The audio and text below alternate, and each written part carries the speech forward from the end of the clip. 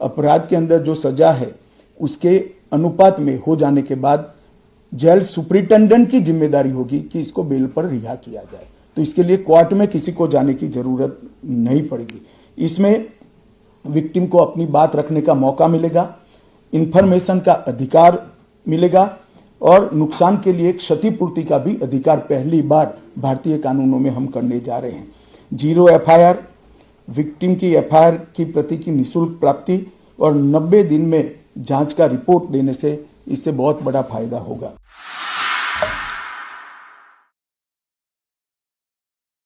नमस्कार, hello and welcome to the legal observer. मेरा नाम है मनोज रस्तोगी और आप देख रहे हैं मेरा यूट्यूब चैनल।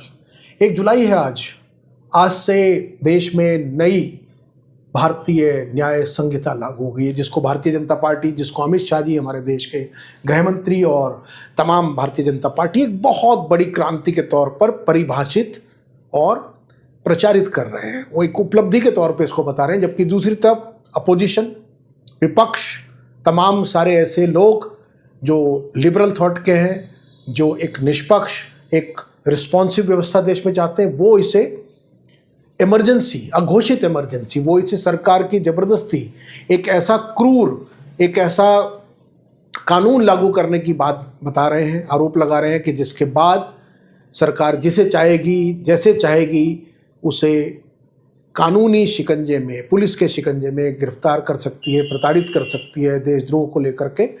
तो अभी ये बहस और ज़्यादा गरमाएगी। ममता बनर्जी ने, दूसरे कई तमाम लोगों ने, बड़े से जो विपक्षी नेता उन्होंने मांग की थी मेघवाल जी से, अर्जुन राम मेघवाल जो पिछली सरकार में भी लॉ मिनिस्टर थे और इस बार भी लॉ मिनिस्टर हैं, उन्हीं को ये विभाग दिया है। उनको पत्र लिख के ममता बनर्जी ने मांग की थी, उनके सांसदों ने, पी चिदम्बरम जो कांग्रेस के दिग्गज नेता हैं उन्होंने मांग की, और अखिलेश यादव, तेजस्वी यादव, बाकी भी लोगों ने इसकी मांग की थी कि इन कानूनों को अभी तत्काल ना लागू किया जाए। उनकी बड़ी आपत्ति है कि ये कॉपी पेस्ट है। ज़्यादातर मामलों में जुडिशरी ने भी इस तरह की सरकार को हालांकि रिक्वेस्ट की है कुछ कानूनों में, जिसमें से 498 के मामले को लेकर है, लेकिन सरकार ने इसको आज से लागू कर दिया है और कुछ एफआईआर भी हो गई हैं। गृह मंत्री ने इसको बहुत बड़ी उपलब्धि बताते हुए, अमित शाह जी ने आज बताया, इसकी जानकारी दी और उन्होंने चुनौती दी कि वो इस मामले में किसी भी विपक्षी नेता से जो ये इल्ज़ाम लगा रहे हैं कि सरकार ने कोई चर्चा नहीं की, सरकार ने इस पर सोच विचार नहीं किया, उन्होंने कहा ये सब निराधार है। आज से देश की जो कानून व्यवस्था है वो पूरी तरीके से भारतीय और स्वदेशी हो गई है। हम अंग्रेजों की गुलामी से 77 साल से देश पर अंग्रेजों द्वारा लादे कानून चल रहे थे। देश, मतलब इशारा उनका यही था कि गांधी, नेहरू, उन्हीं की सत्ता रही है इतने समय, तो ये तो उनके हिसाब से तो आज़ादी अभी मिली है 10 साल पहले। तो अपनी इस दलील के बारे में उन्होंने आज मीडिया से बातचीत भी की। तो पहले ज़रा सुनते हैं कि अमित शाह जी क्या कह रहे हैं, बाकी उसके बाद फिर आपको बताएंगे, कोशिश करेंगे कि आपके सामने मामला बहुत बड़ा है, आसान नहीं है, क्योंकि 1872 से चल रहा, 1860 से चल रहा, 1972 से चल रहे कानून, मतलब IPC, Indian penal code, Indian evidence act, और जो सीआरपीसी है 1973 में लागू हुई थी, 1860 में आईपीसी लागू हुआ था, 1872 का इंडियन एविडेंस एक्ट है, उसकी जगह अब ये भारतीय न्याय संहिता, भारतीय साक्ष्य अधिनियम, भारतीय नागरिक सुरक्षा अधिनियम, जिसको लेकर साउथ में तो इसी बात पर हो रहा है कि भाई ये नाम ही इतने क्लिष्ट हैं, इनको आसानी से समझ पाना, वहाँ उनका कहना है कि इनके नाम अंग्रेजी में होने चाहिए, आपने इसको विशुद्ध हिंदी में रख दिए, जिनका उच्चारण कर पाना, उनको समझ पाना ही मुश्किल है। और भी इसके बारे में बातें कही जा रही है कि पुलिस वालों को ट्रेनिंग नहीं मिली है, इससे और कॉम्प्लिकेशन बढ़ेंगी, क्योंकि ये कानून आज से लागू तो हो गए, लेकिन जो पहले के मुकदमे चल रहे हैं हमारे देश में, कितने करोड़ों मुकदमे हैं, 5 करोड़ से ज़्यादा मुकदमे हैं, जिसमें बताया जाता है कि 3 करोड़ से ज़्यादा मुकदमे तो क्रिमिनल हैं और वो निचली अदालत से लेकर सुप्रीम कोर्ट तक चल रहे हैं, उनका निपटारा उसी तरह से होगा। तो सवाल बहुत सारे हैं कि जो लॉ की तैयारी कर रहे हैं, लॉ की पढ़ाई कर रहे हैं, जिनका बीच का सेमेस्टर है, 2nd ईयर है या 3rd ईयर है या 1st ईयर है, उनके साथ क्या होगा, क्योंकि सिलेबस में उन्होंने पहले तो वही वाला पढ़ा है, आगे क्या होगा। अदालतों में भी अब जो मुकदमे पुराने हैं उनको आईपीसी के उसी के पुराने प्रावधानों के हिसाब से निपटाया जाएगा। जो आज जैसे एफआईआर हुई है, आज के बाद जो मामले दर्ज होंगे उन पे नए वाले लागू होंगे, तो क्योस तो है। हालांकि इसमें यह भी बात सच है कि परिवर्तन जब भी होगा कुछ ना कुछ परेशानी तो होती है। तो परेशानियां नहीं देखी जा सकती। इतने बड़े देश में अगर वास्तव में इन कानूनों के जरिए देश के क्रिमिनल जस्टिस सिस्टम को मजबूत बनाना है तो स्वागत किया जाना चाहिए। लेकिन यदि उसके जरिए उसमें जो प्रावधानों की बात की गई है, जिन प्रावधानों पे आशंकाएं जताई जा रही हैं कि अब आपको बताने की जरूरत ही नहीं है, आपको जैसे चाहे वैसे उठाया जा सकता है, पुलिस वाला आपको बंद कर देगा, 90 दिन तक वो कर देगा, पहले 24 घंटे के अंदर करना पड़ता था। महिलाओं को लेकर के बात हो रही है, देशद्रोह को लेकर के बात हो रही है, आपत्ति को लेकर के बात हो रही है कि किस मामले में सरकार को ये लगेगा कि ये चीज़ देश के खिलाफ है तो उसकी कोई सुनवाई नहीं है। अभी तफसील से समझते हैं, तो पहले जरा गृह मंत्री अमित शाह जो बता रहे हैं उनकी बात समझते हैं और फिर हम उसको आगे कोशिश करेंगे आपके सामने खोलने की। और फिर आने वाले दिनों में हम कानून के दिग्गज जानकारों से भी बात करेंगे, वकीलों से बात करेंगे, न्यायपालिका से जो रिटायर्ड लोग हैं, सुप्रीम कोर्ट से, हाई कोर्ट से, उनके जरिए भी कोशिश करेंगे इसको समझने की, ताकि सिर्फ आइडियोलॉजी के आधार पर, क्योंकि विपक्ष का धर्म है सत्ता पक्ष की कमियां निकालना, सत्ता पक्ष का काम है विपक्ष को रिडिक्यूल करना, हम उस अप्रोच से नहीं जाना चाहते, क्योंकि ये वाकई बड़ा संवेदनशील मसला है, बहुत संवेदनशील मसला है। क्योंकि जो भी सरकारें विपक्ष में रही है वो हमेशा इस बात को कहती रही हैं, आरोप लगाती रही हैं कि देश के कानून सड़े गले हो चुके हैं, बदले नहीं गए हैं, तो किसी ना किसी को तो बदलना था। तो बदलाव जब भी होगा उसका आसानी से स्वागत तो नहीं होता है। तो हमारी अप्रोच इस मामले में बहुत ऑब्जेक्टिव है, निष्पक्ष है। हम इस बात से प्रभावित नहीं हो रहे कि वो भारतीय जनता पार्टी कह रही है या कांग्रेस कह रही है या दूसरे लोग कह रहे हैं, लेकिन जो बातें सच हैं, जिनको प्रथम दृष्टया माना जा सकता है कि हाँ इसमें चूक हुई है, कॉपी पेस्ट की जैसे बहुत सारी बातें सामने हैं, तो पहले जरा सुनते हैं अमित शाह जी की बात को।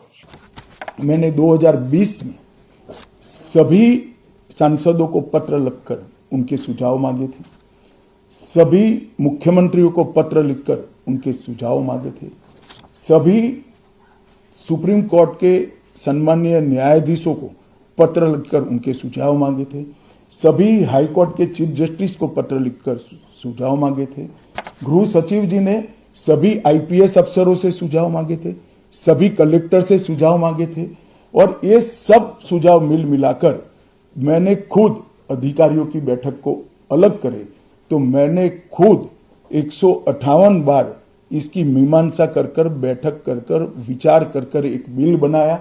ये बिल को भी संसद ने ऐसे ही पारित नहीं किया है, गृह विभाग की समिति के पास ये बिल को भेजा गया, 2.5 महीना या तो 3 महीना इस पर विशद चर्चा हुई, सभी दल के सांसदों ने इसके अंदर हिस्सा लिया है, अपने सुझावों को रखा है। 4-5 पॉलिटिकल स्टाइल के सुझाव छोड़कर मैं दावे से कह सकता हूं हर सुझाव को समाहित कर 93 बदलाव कर बिल को फिर से कैबिनेट ने पारित किया और पारित करने के बाद सदन के सामने रखा गया। इतने बड़े सदियों के बाद हो रहे सुधार को पॉलिटिकल कलर देना मैं मानता हूं ठीक नहीं है। मेरे तो सभी विपक्ष के साथियों से विनती है, पॉलिटिक्स करने के ढेर सारे मुद्दे हैं, आराम से करिए पॉलिटिक्स, कोई चिंता नहीं, हम भी जवाब देंगे, मगर ये कानून देश के 140 करोड़ नागरिकों को संविधान का जो स्पिरिट है, न्याय और आत्मसम्मान, वो समय पर दिलाने की एक एक्सरसाइज है। तो आप सभी लोग इसमें कोऑपरेट करिए और मैं मानता हूं कि जिसको भी कुछ कहना है, मेरा दफ्तर हमेशा खुला है, मैं अवेलेबल हूं। मिलने से पहले रोड पर जाना मैं मानता हूं ठीक नहीं है। चर्चा करनी चाहिए, कुछ भी हो बात करनी चाहिए, और मेरा स्पष्ट मत है जो मैं आज बेबाक तरीके से आप लोगों के सामने रखना चाहता हूं, रिकॉर्ड के आधार पर कह सकता हूं, मैं भारत के आजादी के बाद किसी भी कानून पारित कराने के लिए इतनी लंबी चर्चा का प्रोसेस नहीं हुआ है, ये मैं रिकॉर्ड पर कहने के लिए तैयार हूं।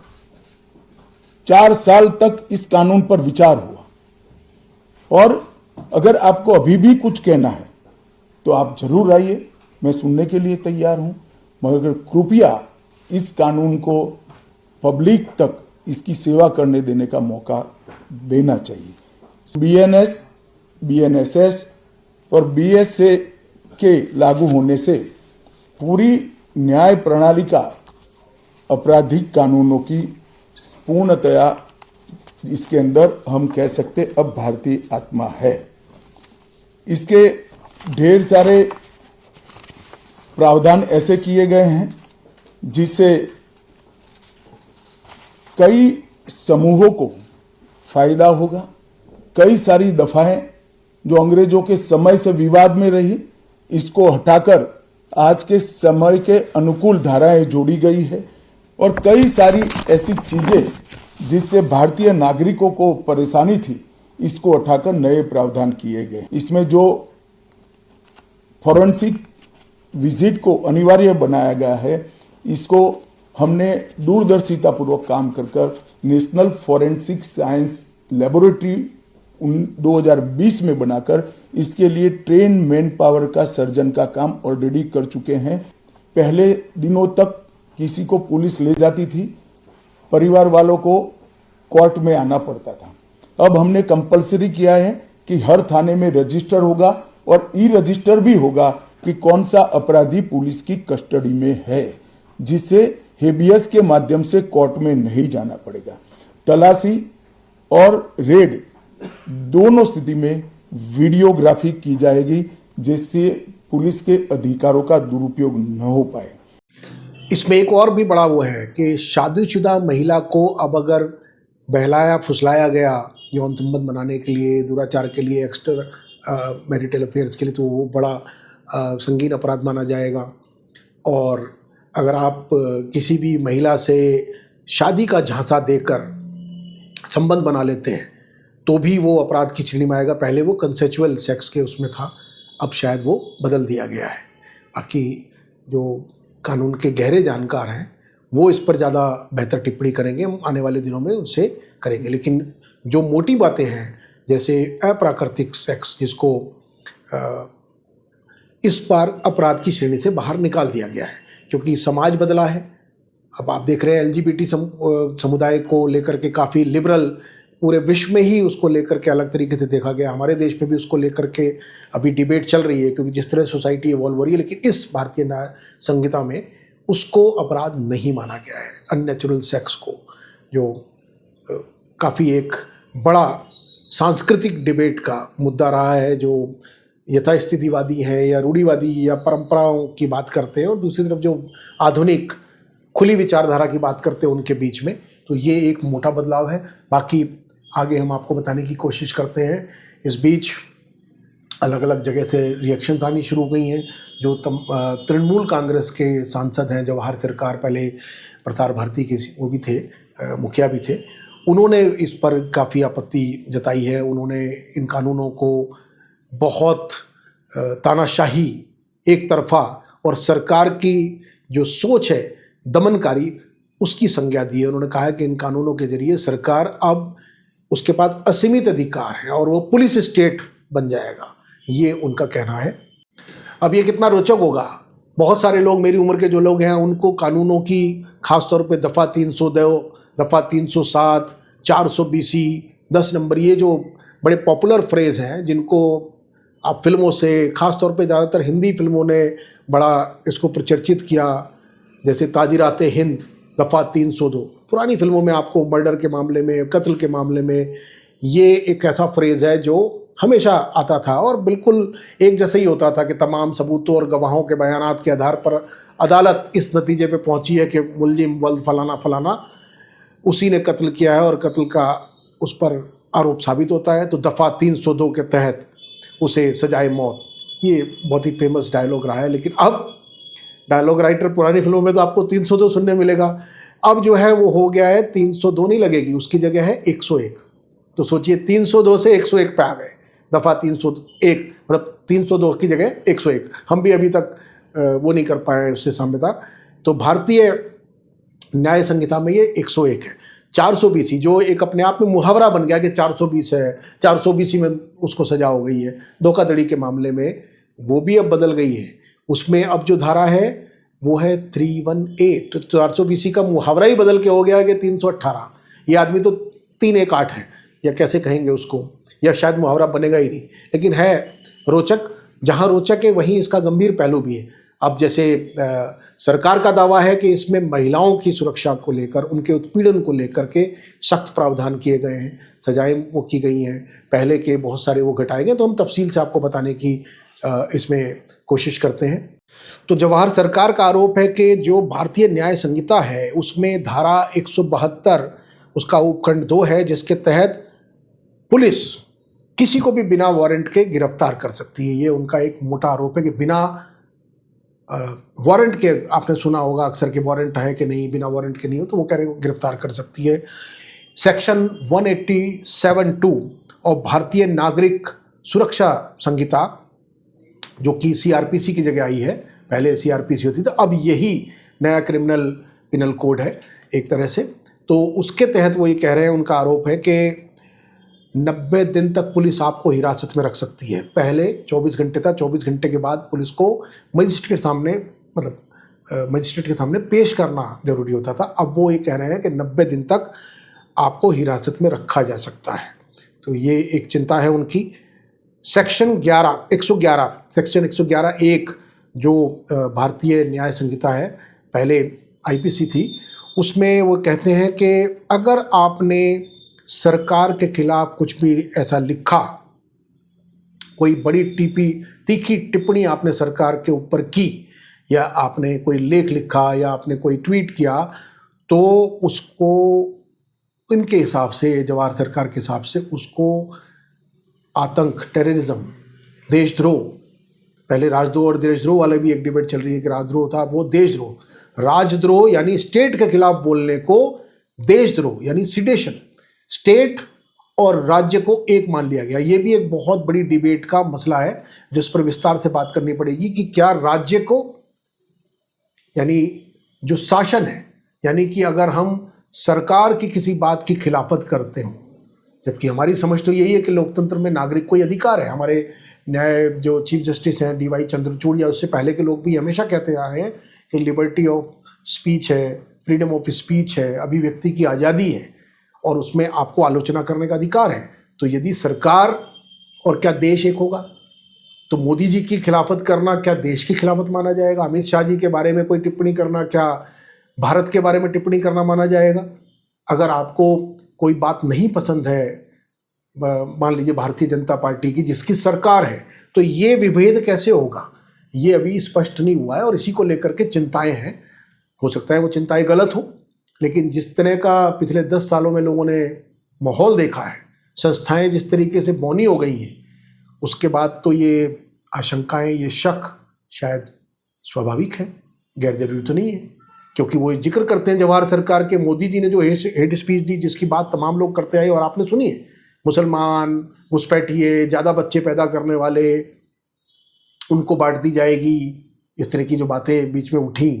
तो अब इसमें उनका कहना है कि जब वो ये कहते हैं तो उन पर तो आज़ादी है, लेकिन अगर आपने कुछ भी कहा तो जेल दे दी जाएगी, इसी ग्राउंड पर दी जा सकती है, ये उनकी चिंता है। वो कह रहे हैं सेक्शन 197 वो ये कहती है कि किसी भी सूचना को अगर सरकार ऐसा मानती है कि वो सूचना झूठी है, मिसलीडिंग है, गुमराह करने वाली है, गलत है, मतलब मत, वो है ना दुष्यंत कुमार का एक शेर है, मत कहो आकाश में कोहरा घना है, ये किसी की व्यक्तिगत आलोचना है।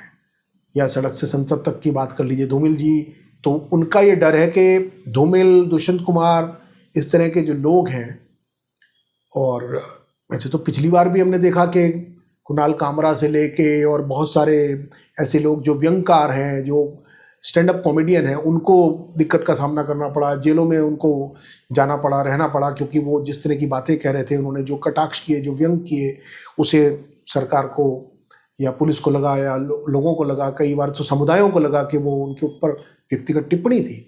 तो बड़ी चिंता की बात है, हमारे जैसे यूट्यूबर्स के लिए बड़ी चिंता की बात है। हमारे जो इंडिपेंडेंट वॉइस वाले लोग हैं, पहले ही जब ये बदलाव नहीं हुआ था तब भी छापे पड़ रहे थे, पुलिस के मामले हुए हैं, महाराष्ट्र में हुए हैं, और सबके साथ हुए हैं। ऐसा नहीं है कि उसमें कोई भारतीय जनता पार्टी की बात है, वो शिवसेना की सरकार में भी हुए हैं, वो कांग्रेस की सरकार में भी हुए हैं, वो दूसरे दलों की सरकार में भी हुए हैं। तो बाय एंड लार्ज इस मामले में, इस बारे में तो सब लगभग एक जैसे ही हैं, कोई ज़्यादा फर्क नहीं है। थोड़ा बहुत 19-20 का आप कह सकते हैं, कोई नहीं चाहता कि उसकी सत्ता के खिलाफ, चाहे वो किसी की भी सरकार हो। पंजाब में भी मामले दर्ज हुए हैं, वहाँ तो केजरीवाल जी की सरकार है जो सबसे ज़्यादा बात करते हैं, तो ये मामला तो बराबर है। तो ये देखना और समझना पड़ेगा।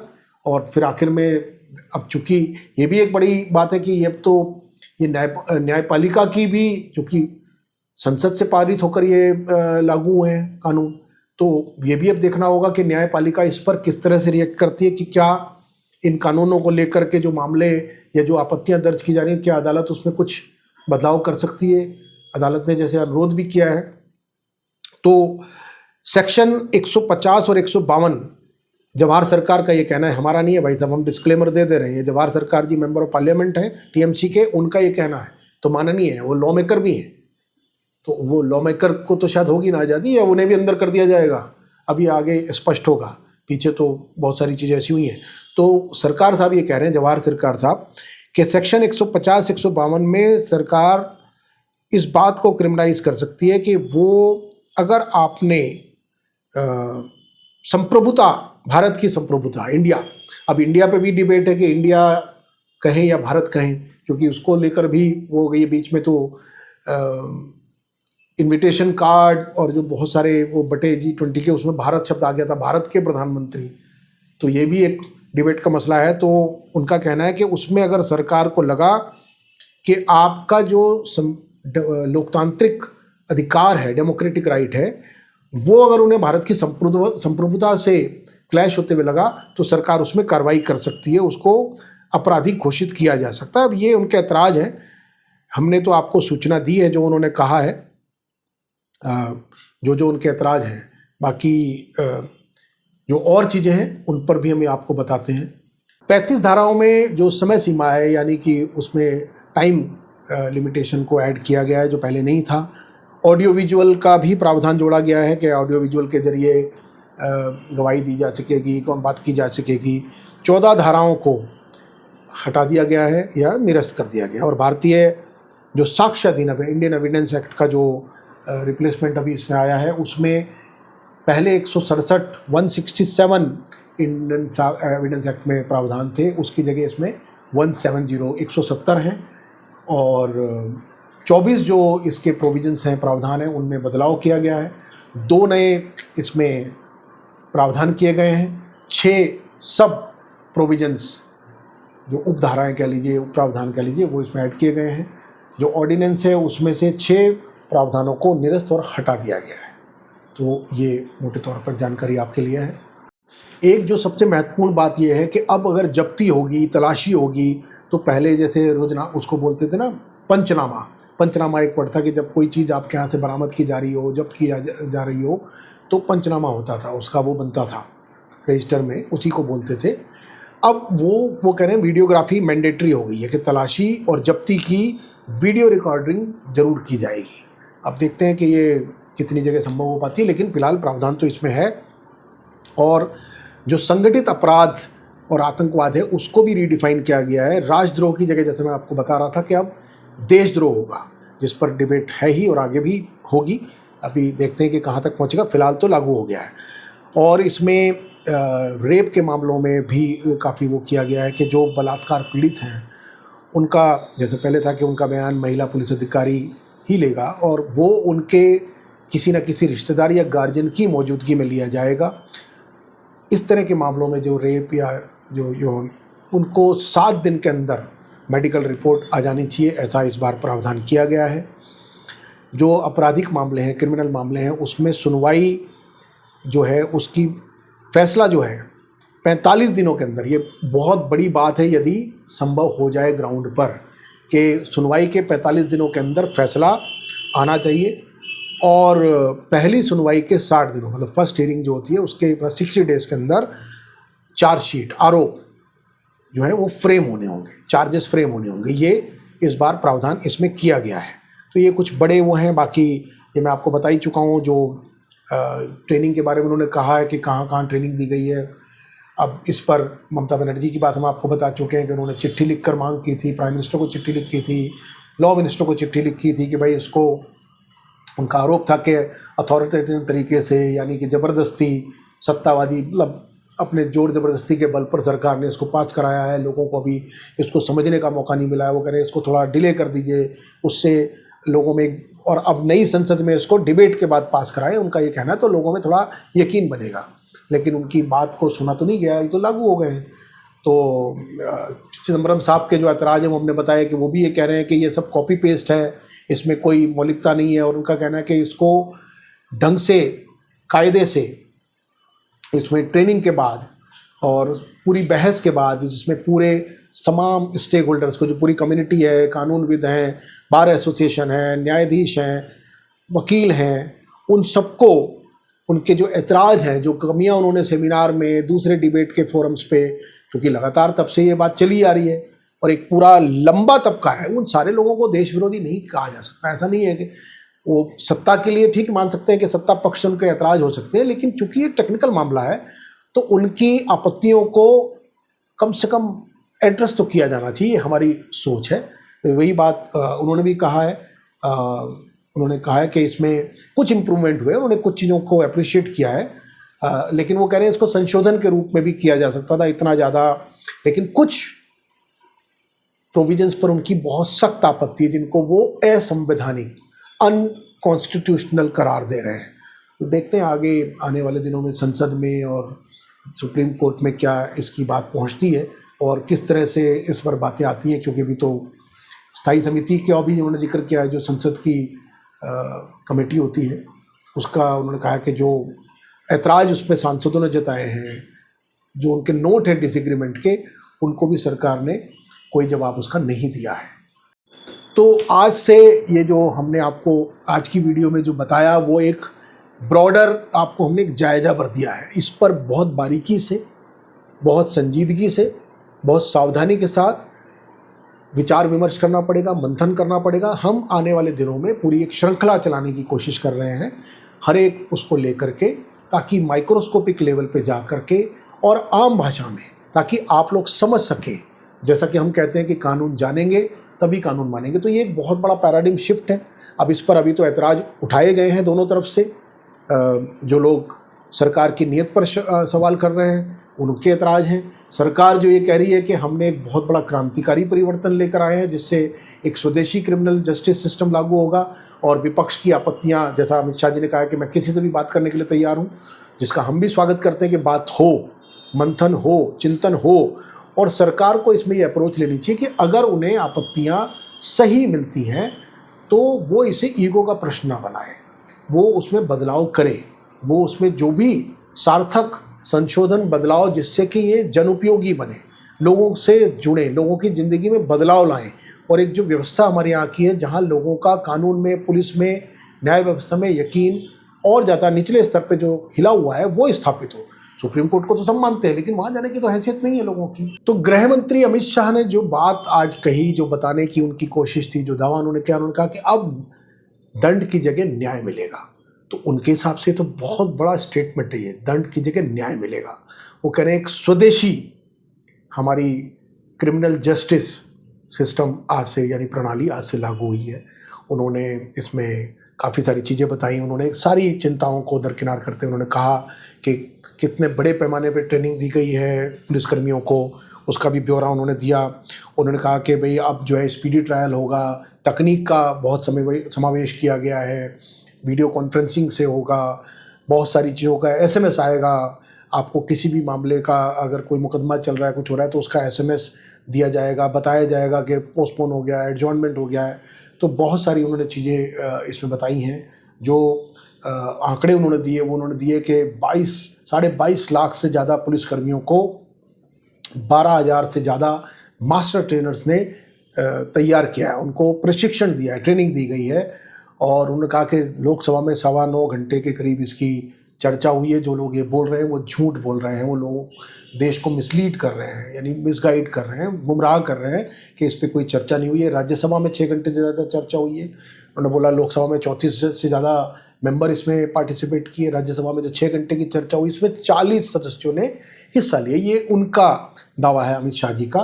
और उन्होंने कहा कि विधायकों को, सांसदों को निलंबित करने की जो बात की गई है वो भी गलत है, कि ये कानून, ऐसा माहौल बनाया गया, ऐसी जानकारी दी गई है कि ये जो नई भारतीय न्याय संहिता जो नया आज से शुरू हुआ है, वो कह रहे हैं, ऐसा बताया जा रहा है कि सांसदों को निलंबित करने के बाद उनकी गैर मौजूदगी में ये कानून पारित हुए। वो कह रहे हैं ऐसा नहीं है, सच्चाई ये है कि इससे पहले ही मंत्रणा समिति, जो लोकसभा के तरीके होते हैं पारित करने के किसी भी बिल को या विधेयक को, बोले उनके पास पहले ही जा चुका था। और बाकी उन्होंने जानकारी दी कि ग्वालियर में, भोपाल में अब अलग अलग इस पे दावे हैं। दिल्ली में भी आई खबर कि पुल के नीचे रेडी वाला जो है वो पानी और दूसरी चीज़ें बेच रहा था, तो उसके ऊपर पहली एफआईआर हुई है, ऐसा दिल्ली में बताया गया है। बिहार का बढ़ के रहने वाला वो व्यक्ति है। अमित शाह जी बता रहे हैं कि ग्वालियर और भोपाल से भी ऐसी खबरें आई हैं कि वहाँ पर इस नई भारतीय न्याय संहिता के तहत, इतना बड़ा देश है हम लोगों का, तो ये तो होना ही है, कहीं भी दर्ज हो जाए। मुद्दा तो ये है ही नहीं। मुद्दा तो ये है कि क्या ये जो नई भारतीय न्याय संहिता, भारतीय साक्ष्य अधिनियम, जिनकी याद करने में थोड़ा समय लगेगा, हो जाएगा, ऐसे ही होता है। और जो सीआरपीसी की जगह जो आई है कि भारतीय नागरिक सुरक्षा अधिनियम, शुरू में दिक्कत होगा। वैसे ही हम लोगों को अधिनियम और संहिता, इस तरह की चीज़ें, संहिता है कि संहिता है बोलने में कहाँ आज की जनरेशन को पता है। हम अंग्रेजीदा इस तरह से हो ही चुके हैं, तो ये मुश्किल तो झेली जा सकती है, ये कोई तर्क नहीं है। लेकिन बड़ा सवाल ये है कि क्या कानून व्यवस्था की जो स्थिति है उसमें कुछ बदलाव होगा? क्या आम आदमी के मन में जो आज पुलिस, कौन जाना चाहता है पुलिस स्टेशन? कोई जाना चाहता है पुलिस स्टेशन? नहीं जाना चाहता। दिल्ली और बंबई की बात छोड़ दीजिए, वहाँ भी नहीं जाना चाहता। बाकी बिहार, उत्तर प्रदेश, मध्य प्रदेश और जो दूसरे दूर दराज के इलाके हैं, वहाँ पुलिस को लेकर के क्या आपको लगता है? हालांकि पुलिस में हमने व्यक्तिगत तौर पे बहुत सारे मानवीय लोग देखे हैं, पुलिस में ऐसे लोग भी देखे हैं, और निचले स्तर में, आईपीएस की बात नहीं कर रहा हूँ मैं, कांस्टेबल और एसएचओ और दरोगा, इस लेवल के लोग भी देखे हैं जो साहित्य प्रेमी हैं, जो बहुत अच्छी तरीके से तहजीब से बात करते हैं। उन्हें अगर आप बिना वर्दी में देखें तो आप मान ही नहीं सकते कि पुलिस वाले, लेकिन ऐसे लोगों की संख्या अमूमन बहुत कम है, गिने चुने हैं। ज़्यादातर तो पुलिस की जो इमेज है वो लठमार है, एक ऐसी सर्विस की है जो उनके साथ जो जातियाँ हो रही हैं, उनको जो चीज़ें नहीं मिलती हैं, तो उसके वजह से उनके अंदर गुस्सा, रोष, निराशा और दूसरे तरह के कुंठा के जैसे भाव रहते हैं, जिसका बदला वो जब भी उन्हें मौका मिलता है तो वो अपने अधिकार से, अमूमन ये माना जाता रहा है कि पुलिस वाला यदि है तो भ्रष्ट होगा, पुलिस वाला यदि है तो वो किसी भी चीज़ में नाजायज़ तरीके से, ये एक आम छवि बनी हुई है। मतलब आप फिल्मों को भी आप दोषी ठहरा सकते हैं, लिटरेचर को भी दोषी ठहरा सकते हैं कि आम तौर पे इमेज ही ऐसी बनी है, लेकिन ये तो समाज का आईना है। तो बड़ी बात या बड़ी बहस इस बात की है कि क्या ये जो नाम बदले गए हैं सिर्फ इनसे स्वदेशी हो गए हैं ये कानून, या मानसिकता में भी बदलाव आएगा नीचे से लेकर ऊपर तक? वो जो मानसिकता है पुलिस की, उसमें कितना बदलाव आएगा? थानों में कितना बदलाव आएगा? थानों में तो पहले भी वैसे ही होता था। भ्रष्टाचार किस तरह का जो घुसा हुआ है उसमें कैसे बदलाव आएगा? और फिर जो निचली अदालतें हैं जिनके ऊपर लगातार इस बात का आरोप लगता है कि वहाँ तो माफिया की चलती है। हमने जो इतने इंटरव्यू किए, कितने लोग ये बताते हैं, चाहे वो ज़मीनों पे कब्जे को लेकर हो, चाहे वो लोकल लेवल पे शराब को लेकर के, राजस्व को लेकर के, या दूसरे जो लॉ एंड ऑर्डर के मामले होते हैं उनको लेकर के। जो आप देखिए शाम को किसी भी चुंगी पे देखिए जहाँ पर टोल होता है, वहाँ क्या परिस्थिति होती है, क्या स्थिति होती है। जो कंस्ट्रक्शन मटेरियल की पूरी तस्करी होती है उसे देख लीजिए आप। राज्यों के बीच में शराब को लेके, गुड़गांव से दिल्ली, दिल्ली से गुड़गांव, यूपी, या रेत, बजरी, आप देखिए उत्तराखंड में क्या हालत है, कहाँ से आती हैं चीज़ें। या दूसरे राज्यों में, मध्य प्रदेश में जो हालत है कि ट्रैक्टर ही चढ़ा देते हैं, वहाँ पूरा का पूरा डंपर ही चढ़ा दिया पुलिस वाले के ऊपर। वहाँ तो मतलब आईपीएस, डीआईजी, डीएसपी, दरोगा, इन सब की भी कोई माफिया परवाह नहीं करता। ये घटनाएं आई है ना, तो बड़ी चिंता ये है कि क्या ये जो नई तीनों चीज़ें जिनकी बात अमित शाह जी कर रहे हैं, उससे देश में कानून व्यवस्था के प्रति लोगों में यकीन जगेगा? जो आज की परिस्थिति 1 जुलाई से पहले, क्योंकि ये स्विच ओवर जो हुआ है 1 जुलाई का, ये हमें आपको कहीं वैसे तो दिखेगा नहीं, ये तो हो गया, लागू हो गया ऑर्डिनेंस, लेकिन व्यवहार में प्रैक्टिकली क्या बदलाव आएगा? क्या आप थाना फ़ोन करेंगे, या जो आप सोचते हैं EFIR की जो आज बात की जा रही है कि 0 FIR होगी, देश में कहीं भी FIR करा सकते हैं आप और वो आपकी FIR लेगा, EFIR हो जाएगी। तो आप मुझे बताइए, नागरिक के तौर पे आप बताइए, मेरा हो सकता है मैं बायस हूँ, क्योंकि हम जर्नलिस्ट हैं, हम पत्रकार हैं, हमारी ट्रेनिंग है, हमें हर एक चीज़ पर सवाल पूछने की ट्रेनिंग दी गई है। उसी की वजह से अभी तक पत्रकारों का सम्मान होना था। वो तो अभी इन दिनों 10 सालों में जो पत्रकारिता की स्थिति हुई है कि आप किसी को ये बताते हुए भी शर्म आती है, कॉम्प्लेक्स होता है कि हम पत्रकार हैं। पहले ऐसी स्थिति नहीं थी।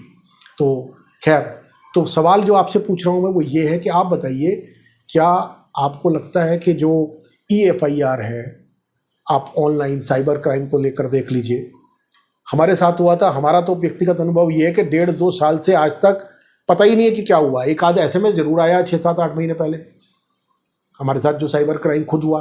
किसी को पैसे भेजने थे, उसने हमें गुमराह किया। होटल का कमरा बुक कराना था तो जिंजर होटल की नकली वेबसाइट बनाकर गूगल पे पैसे ले लिए गए। पैसे वो पहुंचे किसी और के पास, वो जमतारा गैंग था या जो भी था। आज तक कुछ नहीं हुआ। हमारा दूसरा भी एक उदाहरण था। तो ऐसे कई उदाहरण हैं। हम खैर व्यक्तिगत इसको चर्चा का मंच नहीं बना रहे हैं, पर वस्तु स्थिति ये है कि बाय एंड लार्ज किसी को इस बात पर आमतौर पर यकीन नहीं होता कि आप ऑनलाइन FIR करने जा रहे हो तो वो FIR दर्ज होगी। होना चाहिए, कुछ कुछ जगह हुआ होगा। आपका क्या अनुभव है? आपका अभी तक का क्या अनुभव था? और आपको क्या लगता है कि ये जो नई भारतीय न्याय संहिता, साक्ष्य अधिनियम, भारतीय और भारतीय नागरिक सुरक्षा अधिनियम, इसमें जो बदलाव है वो ज़मीनी स्तर पे जो स्वदेशी की बात कही जा रही है कि स्वदेशी क्रिमिनल जस्टिस प्रणाली, उसके प्रति आपकी चिंताएं क्या है, आपका अनुभव क्या है और आपकी आशंकाएं क्या है? हमें अपने कमेंट के जरिए बताइए, अपनी राय हमसे साझा कीजिए। हम आने वाले दिनों में इस पूरी कहानी को, इस पूरी जो नए तीनों जो लागू हुए हैं, इनको हम डिकोड करने की भरपूर कोशिश करेंगे। तो बने रहिए लीगल ऑब्जर्वर के साथ। नमस्कार।